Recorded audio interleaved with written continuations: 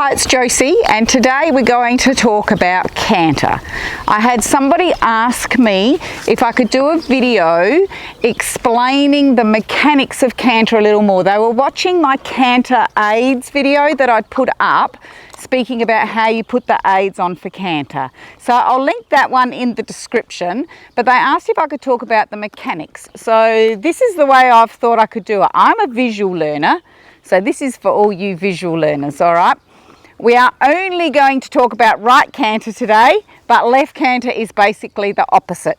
And the only reason we're talking about only right canter is I have bandaged Spider's legs so that you can have a look and see how the horse goes in canter.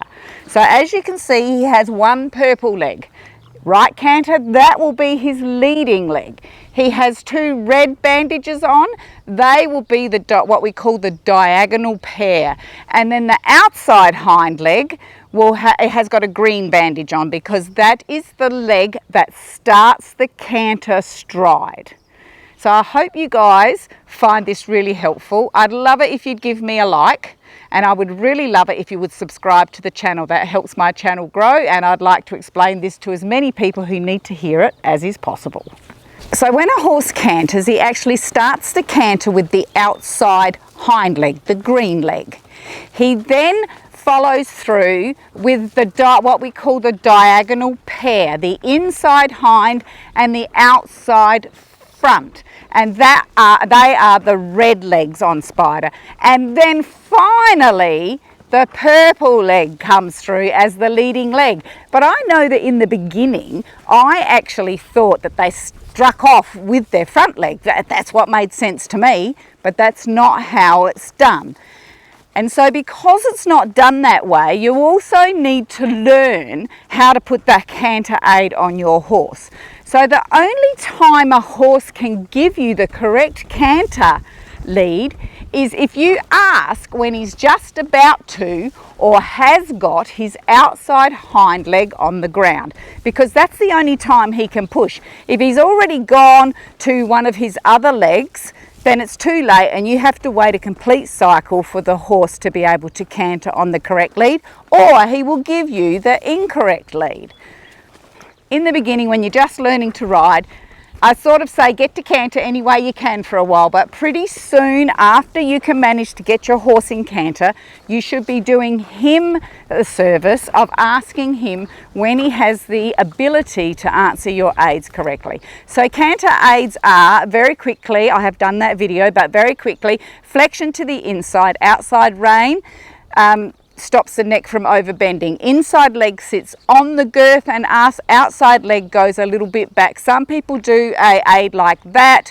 To be really honest with you, horses will learn if you tap your hat to canter, if that's what it takes. So my leg goes back, my inside seat bone pushes a little bit at about 12 o'clock, I guess, perhaps even 11 o'clock if you think your seat's a clock face, and my outside leg goes back. My outside leg stays back whilst my horse is in canter, and then when I wish him to come to trot, it comes forward again. That's how I have taught my horses canter.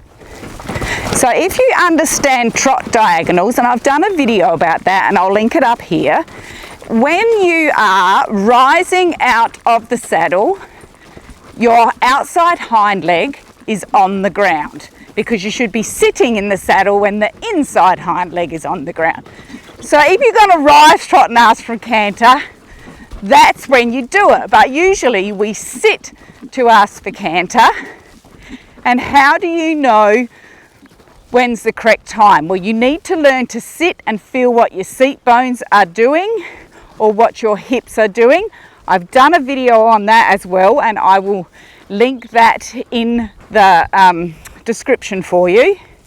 But you need to know a little bit about that, and don't be overwhelmed by this, guys. Just start with something and start working on it.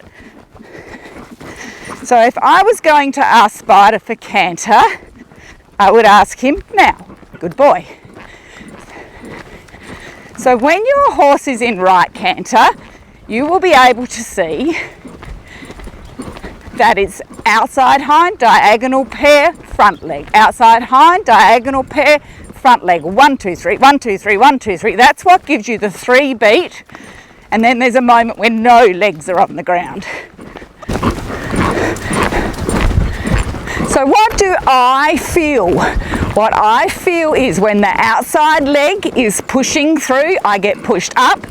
When the diagonal pair are coming through, my seat gets pulled forward. Now I can feel it because my seat is being pulled forward. Now, and then as it goes right down, that's actually when the front leg is on the ground. So the diagonal pair are now. So that is the red ones. Now.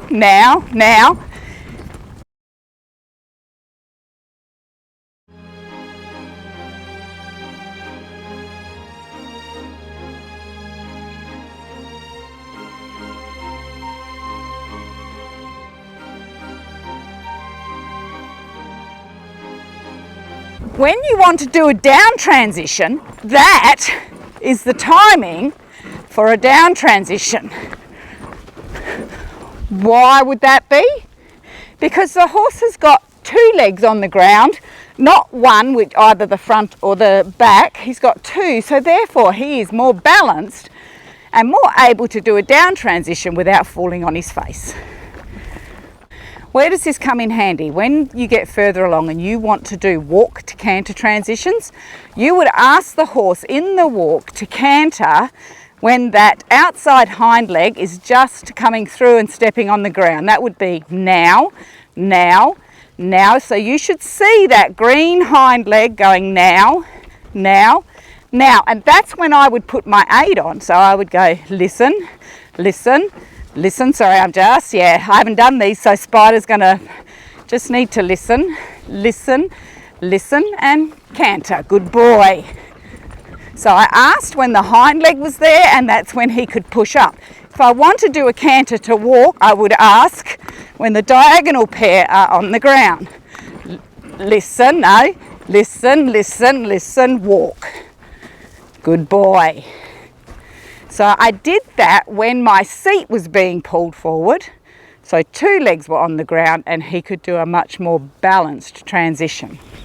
I truly hope that helps, guys. I hope that gave you a visual about the mechanics of the horse in canter. Don't forget, give me a thumbs up, subscribe. I would love to hear from you in the comments. I'd love to hear what you'd like me to do. I'd love to hear if this was of benefit to you, and I'll see you next time.